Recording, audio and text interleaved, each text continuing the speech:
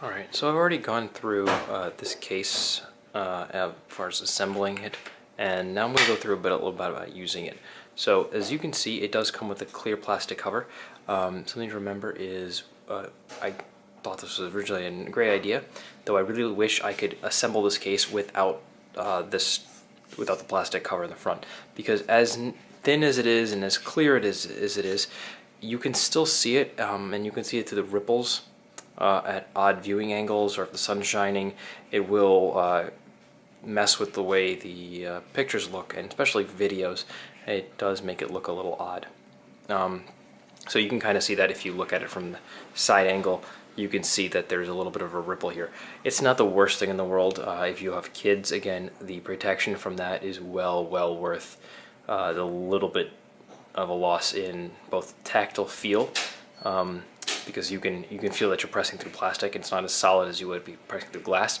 If this was like maybe a thinner, not thinner, maybe more taut, so that it didn't ripple like that lump in your carpet when you're using it, it might be a little bit better. It wouldn't feel like you're pushing through there, pushing through the plastic. There's like a dead space, and then the glass. It essentially feels like you sometimes you have to press like you press on a car GPS, which is not a capacitive touchscreen. I forgot the term for the other one.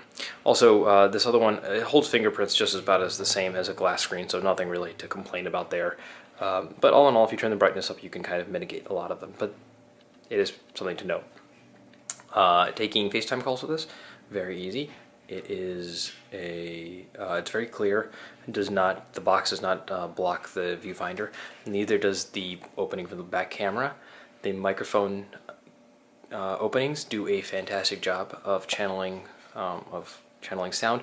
It is a little more directional, but it does take away some of the background noise, which is really nice. Since I'm on the point of sound, the downside, but not a really big downside, is the back here. So if you look, the way the case is set up, that it's got these slats that come across. And now iPhones and iPads and all that, everyone knows that it kind of directs the sound out that way. This, what it does is it kind of bounces it further back, almost like the first generation iPad, which really is a step backwards. It's not a deal breaker in any way, shape, or form, but it is something to consider, and not the greatest part of the product. Other things, so now while I'm down here, the portholes are excellent, very sturdy. I've been using these, opening and closing them for a week. They have no signs of wear at all. There's one there. There is, one here for the toggle switch for the rotation or mute right there. Very well placed and very easy to open. There's also one here for the headphone jack. I've never had a problem opening these things up. They're very good even for meaty hands. My wife's also had no problem. One issue I have had is, the power button's been fine, are these volume rockers. So in these volume rockers, what ends up happening is you can kind of hear it. See that?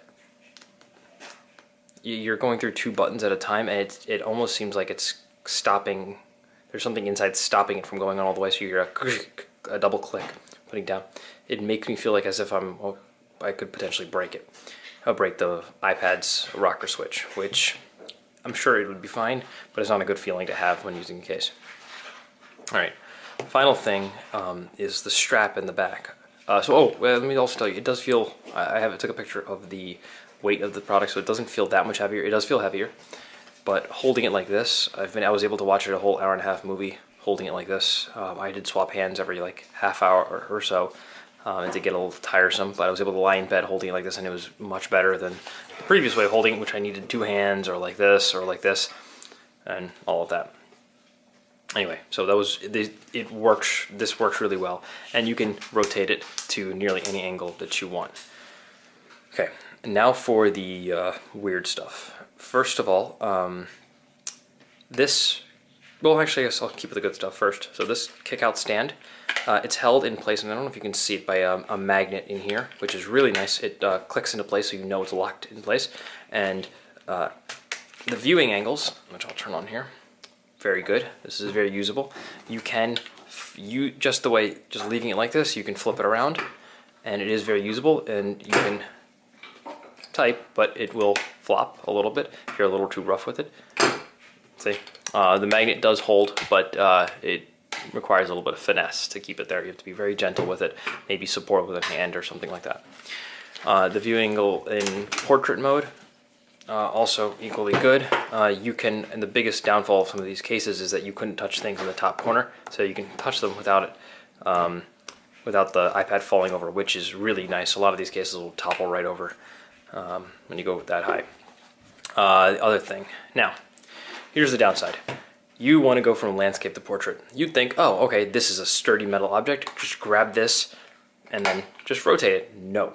When I did this, I actually ripped this thing straight out of its socket and bent it. I had to physically bend it back and pop it back together.